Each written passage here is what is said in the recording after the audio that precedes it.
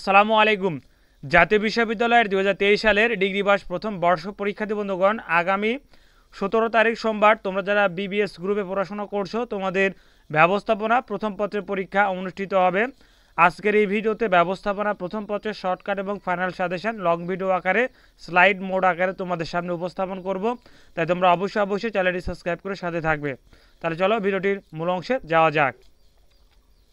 জাতীয় বিশ্ববিদ্যালয় degree pass প্রথম বর্ষ পরীক্ষা ২০২৩ অনুষ্ঠিত হচ্ছে ২০২৫। ব্যবস্থাপনা প্রথম পত্র বিষয়টির বিষয়কোড হচ্ছে 11-26-01 ব্যবসায় পরিচিতি। এটি হলো সর্বশেষ এবং চূড়ান্ত শর্টকাট ফাইনাল সাজেশন। তো আমরা প্রথমে দেখে নেব ক বিভাগের অতি সংক্ষিপ্ত প্রশ্ন বলি। তোমরা যারা এখনও রুবেল একাডেমি ৩৬০ চ্যানেলটি সাবস্ক্রাইব করোনি অবশ্যই চ্যানেলটি সাবস্ক্রাইব করে সাথেই থাকবে। আমরা প্রথমে দেখে নেব ক বিভাগের অতি সংক্ষিপ্ত প্রশ্ন বলি, এরপরে আলোচনা করব খ বিভাগ এবং গ বিভাগ। ১ নম্বর, ব্যবসায় কি? উত্তর, মুনাফা অর্জন উদ্দেশ্য পণ্য সামগ্রী বা সেবার উৎপাদন ও বিনিময়ের লক্ষ্যে সংগঠিত সকল কার্যাবলীকে ব্যবসা বলে। ২ নম্বর, সেবা শিল্প বলতে কি বোঝায়?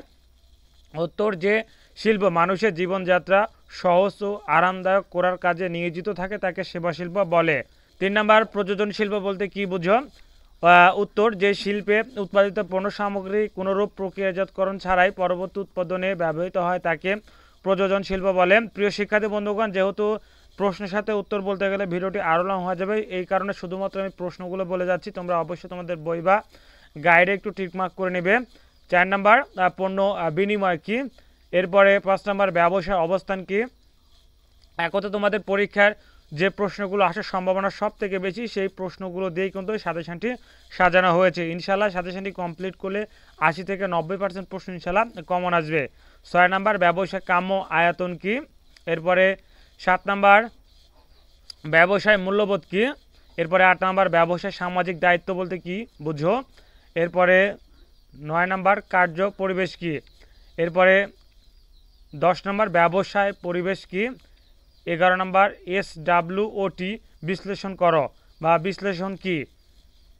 এরপরে ১২ নম্বর, বাইক পরিবেশ কি? এরপরে ১৩ নম্বর, রাষ্ট্রীয় ব্যবসায় কি? এরপরে ১৪ নম্বর, ব্যবসায় সংগঠন কি? ১৫ নম্বর, সক্রিয় অংশীদার কে? ১৬ নম্বর, কর্মী অংশীদার কে? ১৭ নম্বর, বিধিবদ্ধ সংস্থা কি? ১৮ নম্বর, ১৯ নম্বর, পাবলিক লিমিটেড কোম্পানি কাকে বলে? এরপরে ২০ নম্বর, ন্যূনতম চাঁদা কি? ২১ নম্বর, ঋণপত্র কি? ২২ নম্বর, শেয়ার কি? ২৩ নম্বর, বিবরণপত্র কি? ২৪ নম্বর, হোল্ডিং কোম্পানি কি? ২৫ নম্বর, সমবায় সমিতি কাকে বলে? ২৬ নম্বর, শেয়ার বাজার বলতে কি বুঝো? ২৭ নম্বর, FBCCI এর পূর্ণরূপ কি? ২৮ নম্বর, সমবায় সমিতির উপবিধি কি? ২৯ নম্বর, সমবায় সমিতি কাকে বলে? ৩১ নম্বর, এখানে টাইপিং একটু মিস হয়েছে, বণিক সভা কাকে বলে? ৩২ নম্বর, ব্যবসায় জোট কি? ৩৩ নম্বর, SAARC এর পূর্ণরূপ কি? ৩৪ নম্বর, GATT এর পূর্ণরূপ কি? এরপর ৩৫ নম্বর, বাণিজ্য নীতি কি? ৩৬ নম্বর, প্রভাবলেপ কি? এরপরে ৩৭ নম্বর, বহনপত্র বা চালানের রসিদ কি?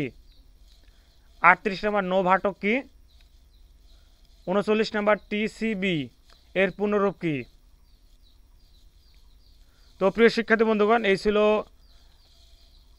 ক বিভাগের ৩৯টি প্রশ্ন। এগুলো অবশ্যই কমপ্লিট করবে, এর মধ্যে থেকে ইনশাল্লাহ ৯০% উপরে প্রশ্ন কমন আসবে। এরপর চলে যাচ্ছি আমরা খ বিভাগ অতি সংক্ষিপ্ত প্রশ্ন বলি। তোমরা যারা এখনও রুবেল একাডেমি ৩৬০ চ্যানেলটি সাবস্ক্রাইব করোনি অবশ্যই চ্যানেলটি সাবস্ক্রাইব করে সাথেই থাকবে।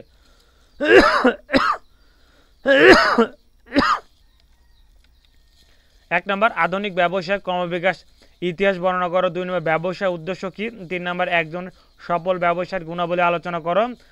৪ নম্বর, ব্যবসায় সামাজিক দায়িত্ব বলতে কি বোঝো? ৫ নম্বর, SWOT বিশ্লেষণ উপাদানগুলো ব্যাখ্যা করো। ৬ নম্বর, এক মালিকানা ব্যবসা কাকে বলে? ৭ নম্বর, পাইকারি ও খুচরা ব্যবসার মধ্যে পার্থক্য দেখা। ৮ নম্বর, রাষ্ট্রীয় ব্যবসা কাকে বলে? ৯ নম্বর, যৌথ মূলধনী কোম্পানি অবসান বলতে কি বোঝায়? ১০ নম্বর, শেয়ার বাজার বলতে কি বোঝো? ১১ নম্বর, শেয়ার ও স্টকের মধ্যে পার্থক্য উল্লেখ করো। এরপর ১২ নম্বর, কোম্পানির বিলোপ সাধন কি? 13 নম্বর রপ্তানি উন্নয়ন ব্যুরো বলতে কি বুঝো। 14 নম্বর সমবায় সমিতি বলতে কি বুঝো।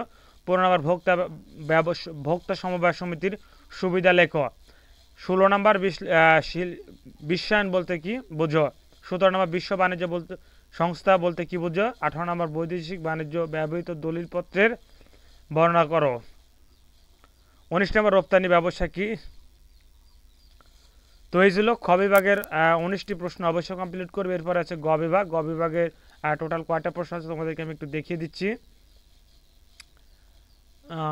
9, 10, 11, 12, 13, 14, 15, 16, 17, 18, 18টি প্রশ্ন আছে অবশ্যই কমপ্লিট করবে। তো এই হলো সাজেশান। তোমরা অবশ্যই একটু সাজেশানগুলো কমপ্লিট করার চেষ্টা করবে। ইনশাল্লাহ কমপ্লিট করে 80 থেকে 90% প্রশ্ন ইনশাল্লাহ কমন আসবে।